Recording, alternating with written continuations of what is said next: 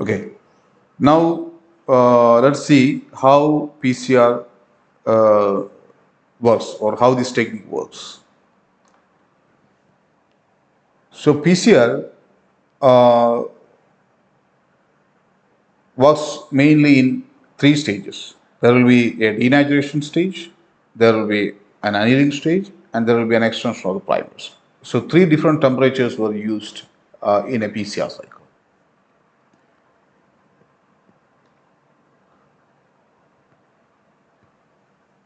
So here in the previous slide, you can see that there is a normally the DNA, which is present at the normal temperature, that is about 25 to 30. There's a room temperature, which is a normal stage in which double stranded DNA is there. And the denaturation of the DNA occurs when it goes above 70 degrees Celsius to 90 degrees Celsius, and denaturation of the strands occur. And at 95 degrees Celsius, all the DNA strands will be denatured, so the strands will be completely separate. And in the second stage of the cycle, then there will be annealing of the primers, short oligonucleotide sequences which will act as primers will anneal to the 5' end of the strands. Now, this will be a lower temperature, maybe 55 to 60 degrees Celsius. Then there is a 72 degrees Celsius range, in which the primers will extend to complete the extent, and the new strand synthesis will be completed. And this cycle continues by again unwinding the strands at by 95 degrees Celsius, and this cycle continues. So this is the basic cycle of the PCR, in which this PCR machine is working. Now the strand separation or denaturation, as I mentioned, that is a first step in which the target DNA sequence is completely denatured or separated at 94 to 96 degrees Celsius temperature. So that is the first stage. Then the second stage is the primer binding or annealing stage, in which the forward and reverse primers, or the short oligonucleotide sequences synthesized for specificity, they will bind to the target sequences. The primers were specifically designed to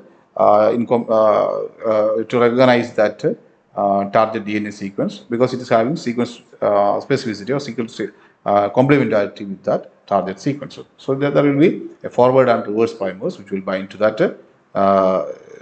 DNA during the annealing stage.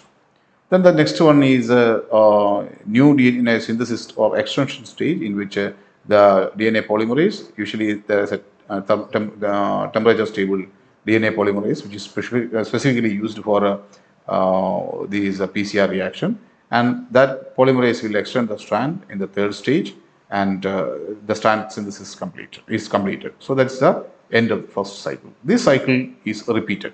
So again, it will go to the 95 degrees Celsius, then annealing at 55 to 60 degrees Celsius, then extrusion at 72 degrees Celsius. This cycle continues, and by each and every cycle, the DNA sample or the target DNA quantity doubles. So that doubling is actually exponential. So exponential amplification means second cycle creates first cycle 2 copies, second cycle 4 copies, and 8 copies in the third cycle, 16 copies in the next cycle, and similarly, by the end of the 35th cycle, you will have 2 raised to 36 copies of the DNA. And in the previous class, we discussed that for visualization of the DNA, you require 1.8 into 10 raised to 10 sequences. That is the quantity of the templates that is required.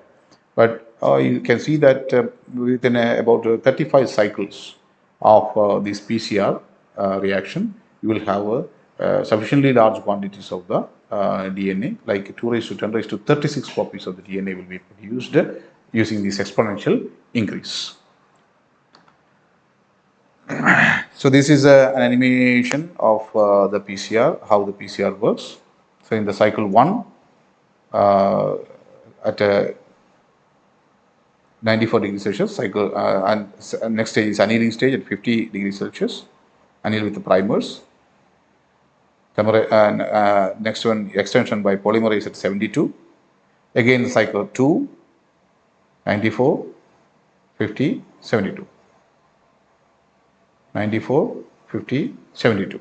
That is a denaturation and annealing extension. Denaturation, annealing, extension. So with every cycle, you can see that the number of copies of the strands, it exponentially increases. So by 8th cycle, you can see the quantity of the DNA that is produced, and it is sufficiently, or it will be enough for visualizing the strands. So that is an animation. And another animation is also represented here, in which primers will bind, replicate the DNA or during the extension stage. Again, the second cycle starts, denaturation, annealing, extension. Again, denaturation, annealing, and extension. So this is the cycle of the PCR, in which the three temperatures will, or the strands will work on the three temperatures for denaturation of the strands, annealing of the primers, and extension of the new template strand. The daughter strand by the DNA polymerase and the provided nucleotides and the magnesium ions, all the reactions that is added to the mixture. Okay. So now we will come to the PCR reaction chemistry. In the PCR reaction, we require water, buffer, DNA template, primers, nucleotides, magnesium ions, and DNA polymers. So these are the requirements, and of course you require reaction vials. So these are the minimum requirements for conducting a PCR reaction. Water, that is the first one. So water is the medium for all other components. Water is the basic medium in which PCR reaction occurs. Buffer. Buffer is having the role to stabilize the DNA polymerase, DNA and nucleotides, all the reactants, and 500 millimolar KCl is included in the buffer. 100 millimolar TricHCl at pH 8.3 is included in the buffer. Triton X100 or tween is also a part of the buffer. So this is the buffer. The role is to stabilize the DNA polymerase and the DNA and the nucleotides, or the template and the nucleotides were stabilized by the buffer, and the composition of the buffer is also shown there. The next one is the DNA template. DNA template contains the regions to be amplified. So that's why our target DNA is present in the template. Any DNA desired or maybe provided in the form of a template so that it can be amplified. And purity is not required in PCR reaction. So usually for if you are going for some other genetic engineering work, you can amplify the particular sequence from any sample. So DNA need not be pure, or the template DNA need not be in the from a pure culture. From any source, you can amplify the target DNA sequence and make it pure. So purity is not a prerequisite for a PCR amplification, and it should be free of polymerase inhibitors, because the PCR amplification always it uses a polymerase for amplification. So that sample should be free from polymerase inhibitors. So if some polymerase inhibitors are there, the PCR amplification will fail. Then the next is a component is primer. Primers are specific for the ends of the amplified region, and also there should be a forward and reverse primers for amplifying both the strands. Annealing temperatures should be known, so you need to, of course, at 94 degrees Celsius or 95 degrees Celsius, that is a standard for melting or denaturation of the strands. But annealing temperature may vary, because that may range from 50 to 60 or 60 to various temperatures can be used for annealing of the primers. So that depends on the primer length, GC content, and various other factors. We will see the details of the primers while we are discussing the primer design concept. So anyway, The annealing temperature depends upon the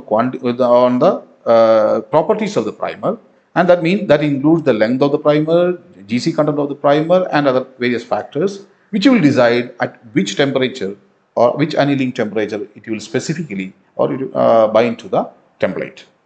So, if you are bringing down the temperature, maybe 55 to, or 50 or 45, that means there is a possibility that primers will bind non-specifically. But at high temperatures, a longer primer at high temperatures will bind much more specifically to the target, so that non-specific amplification will not occur. So that means the annealing temperature is actually that is decided based on the quality of the primer. So normal length of the primer should be about 50 to 30 nucleotides length. The concentration of the primer should be 0.1 to 0.1 to 1 μmolar or picomolar per ml. So that's the quantity of the primer that is required for a single reaction. The next component is the nucleotides. So these nucleotides were added to the growing chain during the extension stage. Then activated nucleotide triphosphates is required. NTPs, DNTPs. That's all 4 DNTPs were required.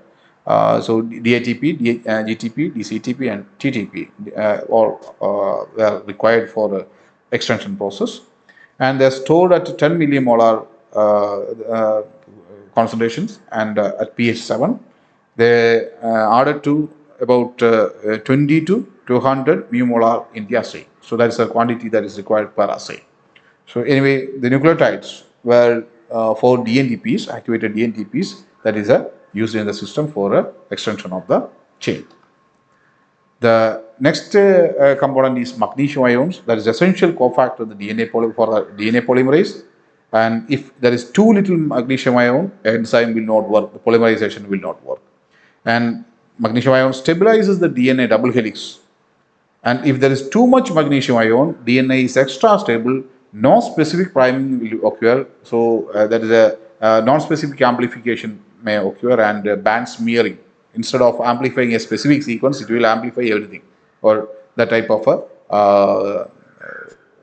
non-specific amplification and resulting band smear. Band smearing means it will appear as a smear in the gel electrophoresis instead of looking at visualizing as a specific band of a particular molecular weight. A band smearing effect may be occurring because of the non-specificity. So that occurs when there is a too much quantity of the magnesium ions. The quantity of the magnesium ion should be optimized and should be proper for every template primer pair. So usually when you are designing a PCR reaction, you have to run some standardization procedures in which how much concentration of the template, how much concentration of the reactants, nucleotides, and magnesium ions, etc. were to be added to the mixture. So once it is optimized, you will get a clear amplification or a specific amplification in which only the concerned band will be visualized and no smearing effect will be occurred. So that's about magnesium ions, or all of the magnesium ions, and it is used at 0.5 to 3.5 μmolar in the assay. And this is about the different components of the reactants that is used in PCR. So, and the next component is DNA polymerase, and DNA polymerase is the enzyme that does the extension, or a polymerization enzyme.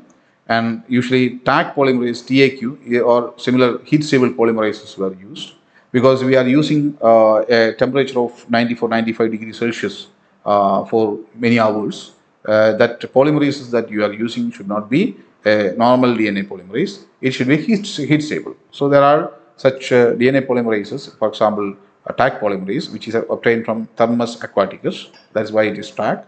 And TAC polymerase is a commonly used polymerase which is available for PCR amplification. Approximately 1 unit per reaction is required for a PCR reaction in a vial.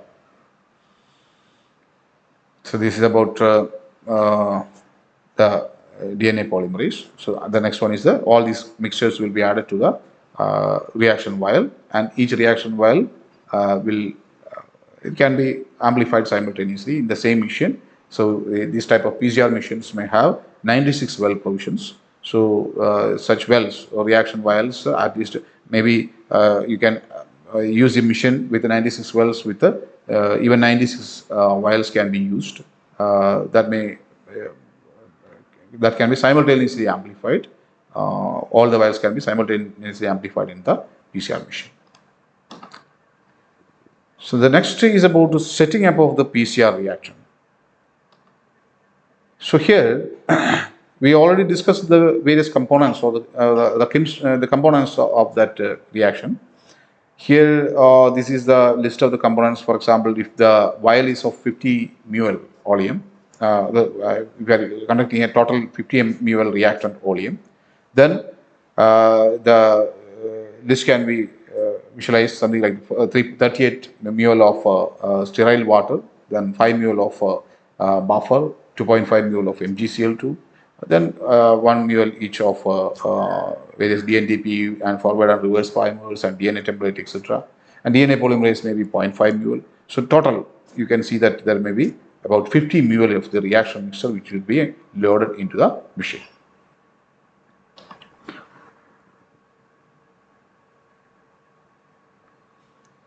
Okay, so this is you can see the components that will be added, and usually what we do is 45 ml aliquots. We prepare say a master mix of the other items, and that may be mixed and it can be added in various vials, and finally you can add the template. So 49 aliquot of the master mix and DNA template, 1 ml DNA template can be added at the last step. So non-specific amplification will not occur during the mixing process. So you will add the DNA template only at the last stage. And all other items, the 49 ml of the aliquot of the master mix can be prepared, and maybe you can, at 2x concentration you can prepare, and that can be distributed. And finally you will add the last component, that is a DNA template to the reaction mixture. So because if you are mixing all these things in this proportion in as a master mix, that will save your time, and this thing can be loaded to all the sample vials, and finally only the DNA may be different. The organism DNA from organism 1 or DNA from organism 2, DNA from organism 3, that may vary, but the remaining components were same. That can be mixed simultaneously, and 49 ml aliquot can be distributed simultaneously. So instead of filling all the vials in such a small quantities separately, you can use such a master mix, and the master mix can be aliquoted into the vials, and finally the specific DNA sample that needs to be amplified need to be added in 1 ml quantity. So this is some reaction mixtures that is given. For example, a master mix can be created, and from the master mix you can maybe for a 25 ml reaction oleum, this is for 50, this is for 100. So the final reaction oleum can be determined, and this concentration of the master mix can be taken, and that DNA template can be finally added, and this is how the master mix is prepared, and that will be distributed to the vials, and finally the DNA template will be added. So this constitutes this shows the total reaction oleum, and based on the reaction oleum that you require, you can select the concentration of the oleum of the different components from this table. Now the next is about programming of the thermal cycler. So this is the image of thermal cycler in which you will program. So there will be most new thermal cyclers will have a programmable screen, maybe a touch screen or something, and on which you can program your reaction conditions. Initially you will set a 95 degrees Celsius for 3 minutes, so that it ensures that all the DNA strands will denature, because we are keeping it for for 3 minutes at 95 degrees Celsius. Then you will start the cycle. So 1 minute at 95 and 65, that is annealing at 1 minute. So this may be 65, 60 or 55, whatever annealing temperature. Then extension at 72 at 1 minute. So these 3 1 minutes constitute the cycle. So the fifth stage in the program will be go to step 2 and repeat 39 more cycles. So that this program is for total 40 cycles at this condition. So initially there will be a 3 minute denaturation, then the cycle starts. Overall 40 cycles will be there, and at the fifth stage it will go back to the second stage and start repeat this loop. 1 minute each at 95, 65 and 72. This loop will be repeated. And finally, after reaching the total 40 cycles, it will reach an end and the program will stop. So that can be programmed in the machine. So something like this. So when we talk about the thermostable polymerases, we have a TAC polymerase, PFU polymerase, and PFU. TAC is Thermus aquaticus, PFU is Pyrococcus furiosus, and there is various other polymerases were also available. So this is about the different types of PCR polymerase enzymes, thermostable polymerase enzymes that is available, and these are all commercially available polymerases. And here you can see that in 1978, Chen and colleagues first isolated TAC polymerase from Thermus aquaticus, a thermophilic bacterium found in the hot springs of Yellowstone National Park.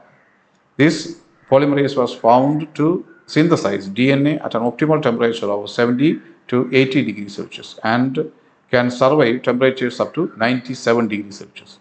So that's why the PCR reaction is always set at 94 degrees Celsius, not above that one. Interestingly, while the authors are mainly interested in how life proliferates at extreme temperatures, they did not overlook the possibility of harnessing the enzyme for molecular biology. Sure enough, after Mullis invented the PCR reaction in 1983, TAC was soon implemented as an active polymerizing agent by Seiki and others in 1988, giving birth to modern molecular biology. So this is one key discovery in the polymerase chain reaction and the development of molecular biology.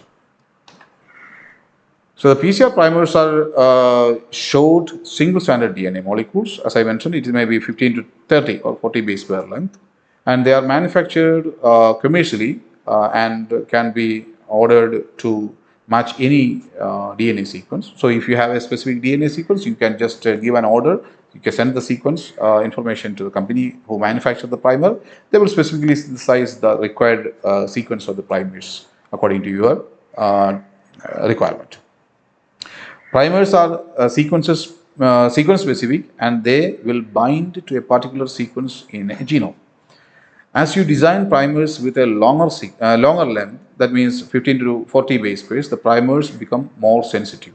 So if the primers are short, they are less sensitive, non-specific priming will be there. If it is a longer primer, it will be more specific, and non-specific priming will not occur. DNA polymerases require primers to initiate replication. Then selectivity of the primers is another factor. The primers bind to their complementary sequences on a target DNA. A primer composed of only 3 letters, that is ACC, for example, would be very likely to encounter its complement in the genome. As the size of the primer is increased, the likelihood of, for example, a primer sequence of 35 base letters repeatedly encountering a perfect complementary section on the target DNA sequence becomes remote. Which means if you have a primer of 3 letter ACC, it may within every 1000 base pair length that you can locate that sequence. So a 3 letter base pair can be located everywhere. It will is universally present in the DNA sequence. So it cannot act as a specific primer. But a 35 base pair sequence or that lengthy primer, that much sequence specificity can, or that entire stretch of DNA at a 35 base pair sequence cannot be even located in any genome. So it is not a random possibility. Non-specifically, it cannot bind if you are having a primer of a 35 base pair length. So let's review the probability. For example, when you throw a coin, the probability of the heads and tails is always 0.5. You know that there is half possibility of heads and tails. So that's means the probability is 0.5 for every throw. And what is the probability of getting this combination of tails in a row? For example, if you are thinking that what is the probability of getting two tails simultaneously? That probability is, for example, TT, a single tail can be 50%. But for getting two T's at the same time, the probability is 0.25.